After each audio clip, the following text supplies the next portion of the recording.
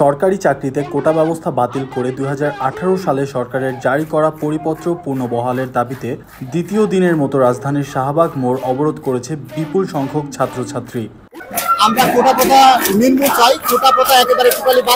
বুধবার 3 জুলাই ঢাকা বিশ্ববিদ্যালয় গ্রন্থাগারের সামনে থেকে মিছিল শুরু হয়ে শাহবাগ মোড়ে গিয়ে থামে। সেখানে বিক্ষোভ করেছে আন্দোলনকারীরা।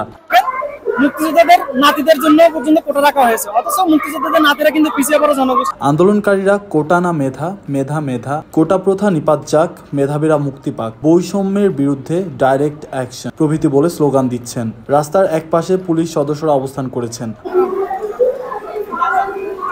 আন্দোলনকারীরা জানান, আজকের কর্মসূচিতে ঢাকা বিশ্ববিদ্যালয়, রাজধানীর 7 সরকারি কলেজ এবং জাতীয় বিশ্ববিদ্যালয়ের অধীন রাজধানীর বিভিন্ন প্রতিষ্ঠানের শিক্ষার্থীরা অংশ নিচ্ছেন। কয়েক হাজার শিক্ষার্থী এই কর্মসূচিতে অংশ নিচ্ছেন।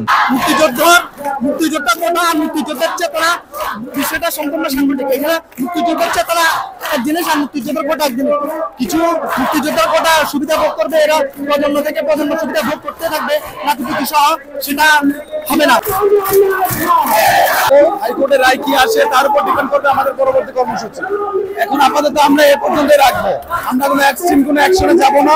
যদি রায় আমাদের বিপক্ষে আসে তারপরে আমাদের অবস্থা অনুযায়ী আমাদের কর্মসূচি ঘোষণা করবে। কিন্তু আমাদের পুরো বাংলাদেশের জনগণ, মুসলিমের কয়েকজন রাজাকার বা দেশদ্রোহী ব্যতীত বাংলাদেশের প্রায় সবাই মুক্তিযুদ্ধের প্রত্যক্ষ এবং পরোক্ষভাবে অংশগ্রহণ করেছিল।